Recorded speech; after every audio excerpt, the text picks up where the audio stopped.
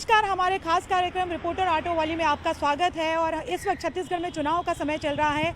हम इस अपने शो के ज़रिए जो है वो लोगों से जानेंगे कि किस तरह की राय वो इस चुनाव को लेकर रखते हैं, उनका मूड क्या है, जो प्रत्याशी है उनके दावे क्या हैं। और हम ऑटो से सवारी करेंगे और जो तमाम जो प्रत्याशी हैं या जो विधायक हैं उनको ऑटो की सवारी कराएंगे, क्योंकि आम आदमी जो है वो अमूमन ऑटो की सवारी करता है। तो इस वक्त हम रायपुर पश्चिम विधानसभा में हैं, जहाँ पर कांग्रेस से विकास उपाध्याय हैं और बीजेपी से राजेश मुणत हैं। तो सबसे पहले विकास उपाध्याय से बात करते हैं और जानते हैं कि उनके दावे किस तरीके से हैं।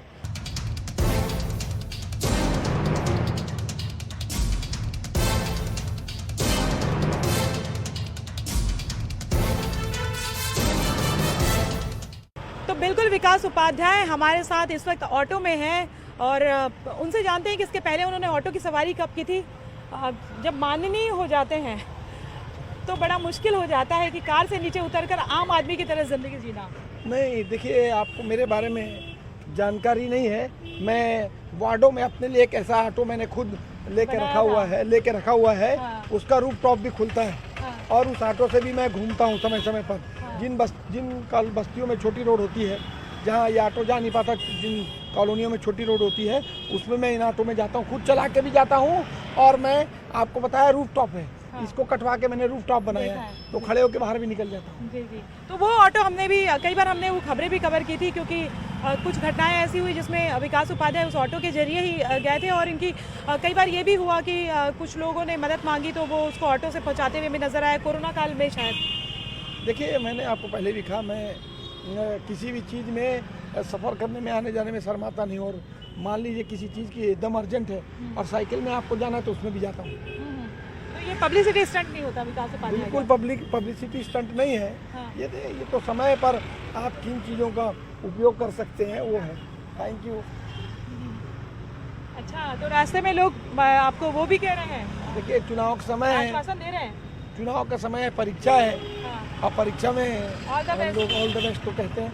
ऑल द बेस्ट कर रहे हैं। बिल्कुल, वो रास्ते से जा रहे हैं और विकास उपाध्याय जो है वो लोगों का अभिवादन कर रहे हैं, तो लोग ऑल द बेस्ट भी कह रहे हैं। ज़ाहिर तौर पे चुनाव एक बड़ी परीक्षा होती है जनप्रतिनिधियों के लिए खासतौर पे, और ये भी बताने के लिए कि उनका होमवर्क कितना बढ़िया रहा, तैयारी उनकी कैसी परीक्षा को लेकर, और पुराना काम कितनी स्टडी की, यानी अपने लोगों के बीच कितना गए, उनके लिए क्या काम किया। अच्छा, ये बताइए कि रायपुर पश्चिम में क्या लगता है आपको कि क्या नतीजे होंगे? अब आपके ही मुँह से सुनना चाहते हैं। देखिए, अपने मुँह से मैं क्या कहूँ, लेकिन मैं समझता हूँ ये 5 साल में जब मैं विधायक हूँ तब, और ये 5 साल के पहले जब हम विपक्ष में थे तब, हमने यूं ही विधायकी हासिल नहीं की। जनता के बीच में विश्वास यूं ही नहीं बना। जेल गए, लाठियाँ खाई, पसीना बहाया, खून बहाया, श्रम किया, आंदोलन किया, भूख हड़ताल की, चक्का जाम किया, उसके बाद ये सरकार बनी है, उसके बाद विधायकी का पद मिला है। मैं समझता हूँ एक जनप्रतिनिधि के लिए सबसे बड़ी बात, सबसे महत्वपूर्ण बात, उसके मतदाता का विश्वास और भरोसा उसके साथ कैसा है, उस पर डिपेंड करता है। और मैं समझता हूँ कि ये भरोसा हमने कायम कर लिया, क्योंकि 5 साल की विधायकी में 2 साल कोरोना का भी आया। उस कोरोना काल में भी हमने अपनी जिम्मेदारी, जवाबदारी से पीछे हटने का काम नहीं किया, डट के उसका मुकाबला किया, लोगों की मदद की, लोगों के साथ खड़े रहे। मैं समझता हूँ यही समय होता है, जनता देखती है, परीक्षा लेती है, मुझको लगता है कि इसका परिणाम भी अच्छा होगा। क्या लगता है आपको, अगर चुनावी नतीजे आपके पक्ष में आए तो क्या लीड होगी आपकी? देखिए, मैं जो गेंद जनता के पास है, जो काम जनता को करना है, वो मतदाता है और जनता जनार्दन है, वो वोट देंगे तो हम चुनाव जीतेंगे। तो उनके दिए हुए फैसले का, उनके दिए गए निर्णय का मैं जब तक परिणाम नहीं आएगा तब तक इसके लिए कोई घोषणा करके अति उत्साहित में कोई बात नहीं कहूँगा। लेकिन मैं इस बात को जानता हूँ कि जिस प्रकार से हमने जनता के बीच में रहकर काम किया है, उसका फ़ायदा भी मिलेगा और आने वाले दिनों में 100% परिणाम हमारे पक्ष में होगा। अच्छा, तो आपको क्या लगता है कि लीड की बात आप नहीं कहते, मतलब आप ये मान के चलते हैं ना कि टक्कर है? देखिए, कई बार कई प्रत्याशी कहते नहीं, मैं तो एक तरफा जीत रहा हूँ। मैं टक्कर नहीं कह सकता, इसीलिए क्योंकि 15 साल मेरे विपक्ष में जो साथी खड़े हैं, विपक्षी दल थे, वो 15 साल इसी विधानसभा क्षेत्र से चुनाव जीत कर गए। जनता ने उन पर विश्वास किया, जनता ने उनको गद्दी दी, राजपाट दिया। लेकिन 15 साल के बाद, जब 3 टर्म के बाद चौथी टर्म वो चुनाव हार गए और इन चौथी साल में इस विधानसभा क्षेत्र की तरफ पलट कर भी नहीं देखा। मैंने आपको पहले भी कहा कि कोरोना भी आया तो भी वो अपने जनता तो छोड़ अपने कार्यकर्ताओं से उन्होंने बात नहीं की।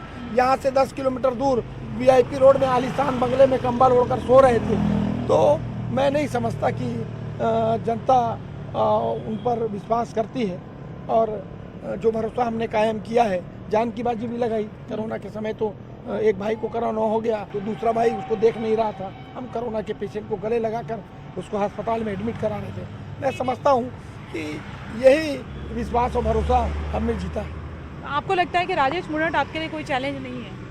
बिल्कुल कोई चैलेंज नहीं है, हमने काम किया है और मैं चैलेंज को काम के आधार पर ही बात करता हूँ। अच्छा, पहले चरण के चुनाव हो चुके हैं, पहले चरण के चुनाव जो होते हैं और उसको लेकर जो बातें सामने आती है, यानी कि जो इंटरनल रिपोर्ट आती है, तमाम तरह की चीज़ें आती हैं, ज़ाहिर तौर पे जो दूसरे चरण का चुनाव होता है, जो प्रत्याशी लड़ते हैं उनके ऊपर प्रेशर भी बढ़ जाता है। आपको क्या लगता है कि पहले चरण के जो चुनाव हैं वो किस कांग्रेस के फेवर में रहे या आपको लगता है कि टक्कर हुई है? देखिए, 15 साल भारतीय जनता पार्टी को लोगों ने मौका दिया और 15 साल में भारतीय जनता पार्टी ने ऐसा कोई काम करके नहीं दिखाया जिससे आम आदमी को उसका फ़ायदा मिले। मैं समझता हूँ 5 साल में कांग्रेस की भूपेश बघेल जी की सरकार ने ऐतिहासिक काम किया। उस काम का परिणाम ये रहा है कि हम हर व्यक्ति को उसके घर में जो उसकी न्यूनतम इनकम महीने की है उसमें कैसे उसको राहत सरकार की योजनाओं के माध्यम से दिया जाए, उस काम को करने का प्रयास हम लोगों ने किया है और हमको लगता है कि सफलता भी उसमें मिलेगी। पहले चरण की 20 सीटों का जो चुनाव हुआ, 65% से ज़्यादा सीटों पर कांग्रेस चुनाव जीती। अच्छा, ये बताइए कि ठीक है, आप कह रहे हैं कि भाई कांग्रेस का जो काम है उसके आधार पर आप ये दावा कर रहे हैं। विकास उपाध्याय जो है यूथ लीडर के तौर पे जाते हैं, AICC के सेक्रेटरी भी आप हैं। अमूमन जो जिस तरह की बात आती है कि भाई संगठन से कितना साथ मिल रहा है, कई प्रत्याशियों को इससे भी जूझना पड़ता है, बागी जो होते हैं उनके साथ भी जूझना पड़ता है, हालांकि आपके साथ बागी वाली दिक्कत नहीं रही। देखिए, कांग्रेस पार्टी का अपना संगठन है, आप लकी रहे लगता है। कांग्रेस पार्टी का अपना संगठन है और कांग्रेस पार्टी के संगठन के लोग मजबूती के साथ काम करते हैं। उस काम का परिणाम ये है कि आज हम सत्ता में थे, सत्ता में रहे 5 साल, संगठन ने बहुत मजबूती से काम किया और मेरे विधानसभा क्षेत्र का तो मैं समझता हूँ जितने हमारे कांग्रेस के साथी हैं वो सब मिलजुल कर बहुत मेहनत के साथ काम कर रहे हैं। जी, क्या फोकस रहा आपको लगता है कि 5 सालों में क्या फोकस रहा जिसके आधार पे आपको मूलभूत समस्या और मूलभूत सुविधा, बिजली, पानी, सड़क, राशन, अस्पताल, शिक्षा, स्वास्थ्य, ये सब चीज़ों का ध्यान हमने रखा है और मेरी प्राथमिकता भी ये थी और उस प्राथमिकता के आधार पर मैं समझता हूँ कि परिणाम आएगा और वही चीज़ों को लेकर हमने 15 साल भी लड़ाई लड़ी थी और चुनाव जीतने के बाद उसको प्राथमिकता से हमने काम को अंजाम भी दिया। जी, अच्छा, एक बात और, आपको याद होगा, परीक्षा का समय याद होगा, जब परीक्षा का समय होता था तो नींद नहीं आती थी, कई दिनों तक के नींद उड़ी हुई रहती थी और बार बार रिवीजन करते थे, फिर भी भरोसा नहीं होता था। विकास उपाध्याय की नींद उड़ी हुई है क्या इन दिनों? देखिए, जो स्टूडेंट साल भर तैयारी करता है उसको परीक्षा के दिन की तैयारी का डर नहीं होता। अच्छा, तो आप कॉन्फिडेंस मेरिटोरियस बिल्कुल।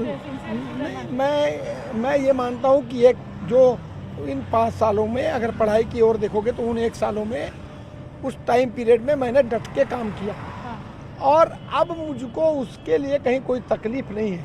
कहीं मैं जाता हूँ, किसी से मिलता हूँ तो लोग कहते हैं भैया चिंता मत करो, आप ही जीतोगे, पूरा आशीर्वाद मुझको देते हैं। और के सिक्के वाला भी बात अभी मैं इस विधानसभा में अलग अलग जगह घूम रहा हूँ और लोगों के साथ बातचीत करता हूँ, उनसे मिलने जाता हूँ। जनबंधन पद यात्रा के माध्यम से पूरे विधानसभा की परिक्रमा कर रहा हूँ। मैंने आपको पहले भी कहा जनता जनार्दन है और परिक्रमा के माध्यम से मैं सगुन के तौर पर आशीर्वाद के रूप में 1 रुपया की डिमांड की मांग करता हूँ और बहुत प्यार से और बहुत सम्मान से लोग मुझको 1 रुपया देते हैं। अभी तक 75,000 रुपये हमारे इकट्ठा हो गए और ये विधानसभा में 75,000 घर है।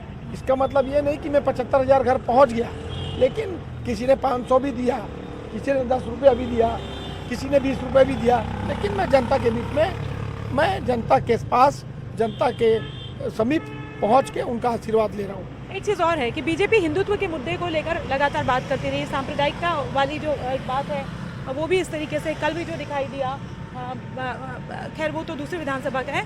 तो एक चीज़ और दिखाई दी कि आपने भी अपने विधानसभा में जो है वो काफ़ी आयोजन करवाए थे, बाबाओं को बुलाया था आप लोगों ने, आपने, तो क्या ये मान करके चले कि आप इस स्ट्रेटेजी को भांप गए थे या? देखिए, ये तो हमको संस्कार में मिले हैं और ये परंपरा चली आई है। धार्मिक पूजा अनुष्ठान, पूजा पाठ करना, धार्मिक आयोजन कराना, ये हमको बचपन से मिले हैं। बड़े बड़े आयोजन प्रदीप मिश्रा जी के, बागेश्वर महाराज जी के 2 आयोजन मेरे विधानसभा क्षेत्र में हुए।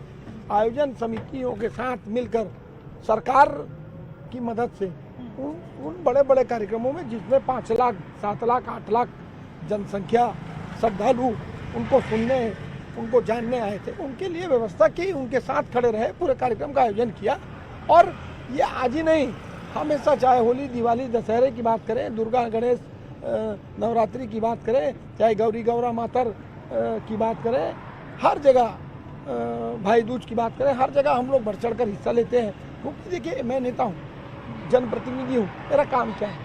लोगों के साथ कम्युनिकेशन करना, लोगों के कम्युनिकेशन में, लोगों की बातचीत में शामिल होना, उनके आयोजनों में शामिल होना, यही तो मेरा काम है। और हमको पाकर उनको अच्छा भी लगता है। तो मैं सब, मेरी क्रिसमस में भी जाता हूँ, ईद में भी जाते हैं हम, और सभी कार्यक्रमों को, सभी आयोजनों को हम हर्षोल्लास के साथ मनाते हैं। तो ये विकास उपाध्याय हैं, रायपुर पश्चिम के विधायक भी हैं और इस बार के प्रत्याशी भी हैं, और उनका ऐसा दावा है कि हर तरह से जो रणनीति होती है उस रणनीति में उनको लगता है कि उन्होंने काम किया है, सफल रहे हैं, और किसी भी तरीके से उन्हें ये लगता है कि उनकी तैयारी कहीं भी कम नहीं है, और ऐसा उनका दावा है कि वो जो है वो जीत रहे हैं। बहरहाल नतीजे क्या होंगे ये तो देखने वाली बात होगी।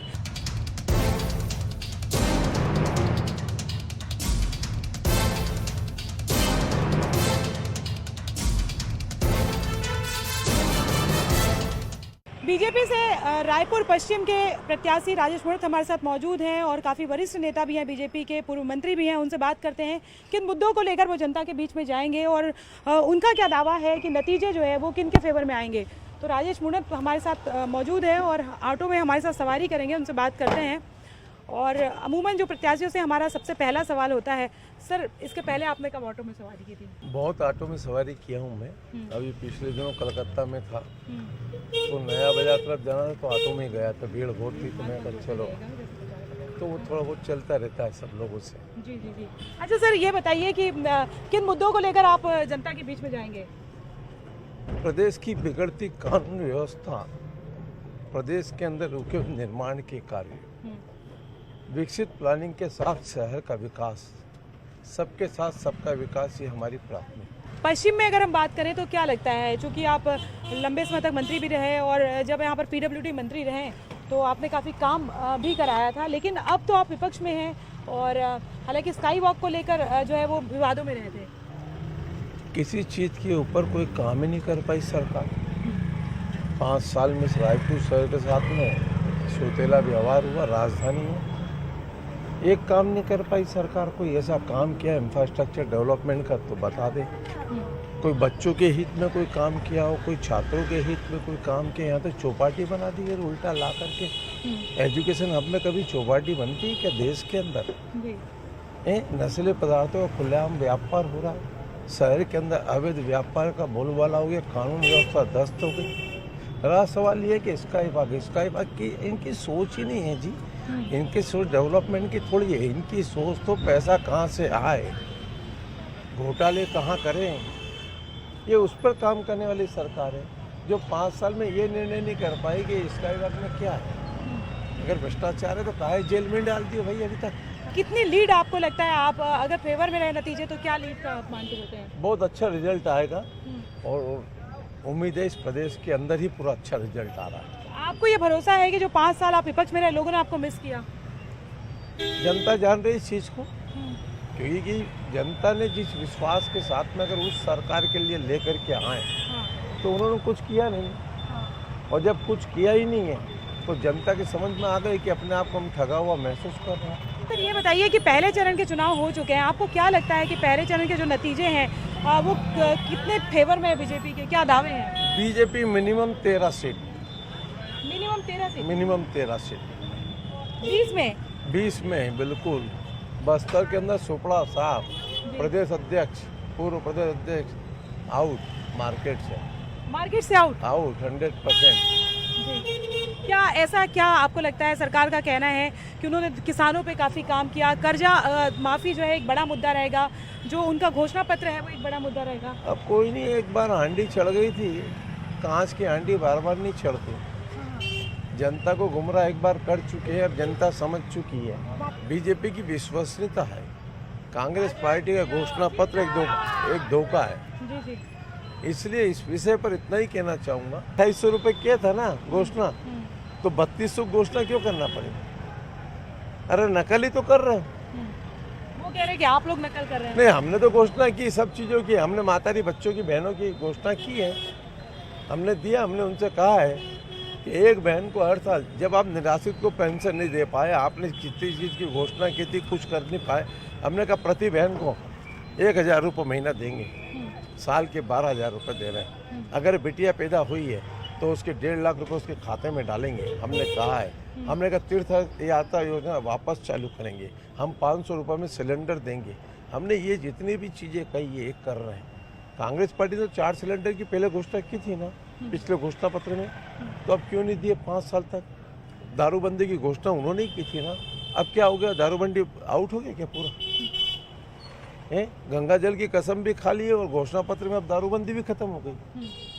तो झूठे वादे तो जनता पकड़ ली ना। तो आपको लगता है कि अभी भी शराबबंदी एक बड़ा मुद्दा रहेगा? और उनको तय करना है। भारतीय जनता पार्टी ने कोई घोषणा नहीं की है। भारतीय जनता पार्टी जो कही है, मोदी गारंटी, विश्वसनीयता, और ये डबल इंजन की सरकार इस प्रदेश के अंदर विश्वसनीयता के साथ बनेगी। सर लेकिन डबल इंजन की सरकार पे तो कई राज्यों पे सवाल उठते हैं, जहाँ पे बीजेपी की भी सरकार है वहाँ पे भी ये भी सवाल उठता है। ऐसा तो नहीं हो सकता कि किसी राज्य में जो है वो भ्रष्टाचार हो ही ना, जहाँ पे डबल इंजन सरकार, तो वहाँ ईडी कोर्ट गए ना, सुप्रीम कोर्ट गए ना, दस्तावेज है ना, तो इनको जमानत कहीं नहीं मिल गई।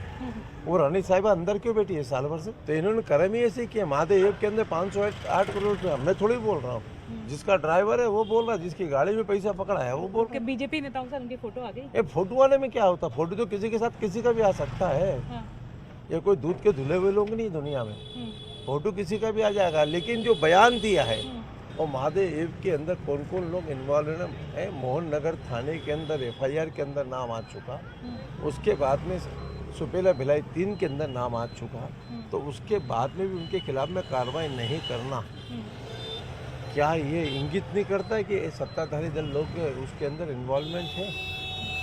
थाने में केंद्र क्यों नहीं बैन कर देती? थाने अरे जब आपके पास FIR लिखी है आपके थाने ने, तो आप क्यों नहीं उसके ऊपर कार्रवाई की? थाने में कहा है FIR लिखी हो, नाम उसका FIR की कॉपी है ना, उसमें नाम लिखा है भाई। तो आप जाते हैं तो लोगों के बीच में इस बात को भी उठाते हैं? ये भी हम तो सब बात उठा रहे हैं मुद्दे के ऊपर। जी।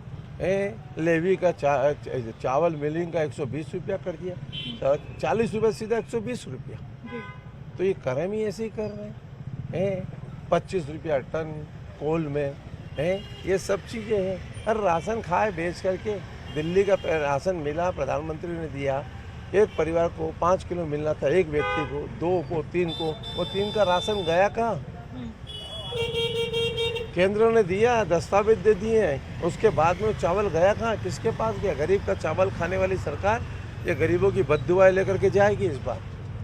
और गंगा जल की कसम खाए थे ना, कि नहीं खाए थे? धान के लिए नहीं खाए किसी। अच्छा, वो वीडियो दिखा देता हूँ मैं आपके सामने। तो जनता ने भी तय कर लिया गंगा जल का उपयोग कब होता है? आखिरी में।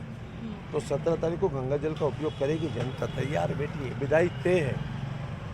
अच्छा सर ये बताइए कि जब एग्ज़ाम होते हैं तो आपको याद होगा आपके एग्ज़ाम के पहले जो है नींद नहीं आती है, तैयारी को लेकर सवाल उठता है। राजेश मूणत जो है उनको नींद आ रही है अभी रात को, या घबराहट हो रही है, या आपको लगता है कि आपकी तैयारी जो है पूरी है, होमवर्क सारा किया मेरे को 5 साल से होमवर्क कर रहा हूँ, 15 साल से क्षेत्र का प्रतिनिधित्व किया हूँ, सब चीज़ को मेरे को टेंशन फ्री। मैंने कहा ना, मैं मुद्दों पर आधारित होकर चुनाव लड़ रहा हूँ। मेरा ना तो किसी व्यक्ति से दुआग्रह से, ना किसी व्यक्ति के बारे में मेरा कोई कमेंट्स है। अवसर उनको भी मिला, अवसर का लाभ वो नहीं उठा पाए, वो कुछ कर नहीं पाए, तो उनकी चिंता का विषय है। उनको जाके जनता को रिप्लाई देना। मैंने जो किया वो जनता के बीच में मैं उसी के आधार पर जनता के बीच में जा रहा हूँ। उनसे आग्रह किया हूँ कि बचे हुए कामों को आगे बढ़ाना है, गुंडागर्दी से मुक्ति दिलाना है, नशाखोरी से मुक्ति दिलाना है, अवैध व्यापार से मुक्ति दिलाना, ये मेरा उद्देश्य है। आखिरी बार लीड कितनी होगी आपको लगता है? अच्छे मतों से जीतूंगा। पब्लिक का जन समर्थन इस बात का प्रतीक है कि जनता के बीच में कहीं न कहीं भारतीय जनता पार्टी के द्वारा किए गए निर्माण कार्यों की और उनकी कल्याणकारी योजनाओं पर जनता का विश्वास आया। तो ये हैं, थैंक यू सर, रायपुर पश्चिम के प्रत्याशी राजेश मूणत पूर्व मंत्री भी रहे हैं और इनका कहना है कि लगातार जो उन्होंने काम किया था वो काम एग्जाम्पल है, जिसे मौका मिला वो उसे भुना नहीं पाए और वो अपने पुराने काम को लेकर ही लोगों के बीच में जाएंगे। उनका भरोसा है कि जो विपक्ष में बीजेपी रही है, जिन मुद्दों को उठाया वो मुद्दे इतने भारी पड़ेंगे कांग्रेस पर कि बीजेपी आ रही है। बहरहाल नतीजे क्या होंगे तो देखने वाली बात होगी, लेकिन हमने जानने की कोशिश की, लफ्ज़ टटोलने की कोशिश की कि रायपुर पश्चिम में किस तरह के दावे हैं और किस तरह के मुद्दे हैं।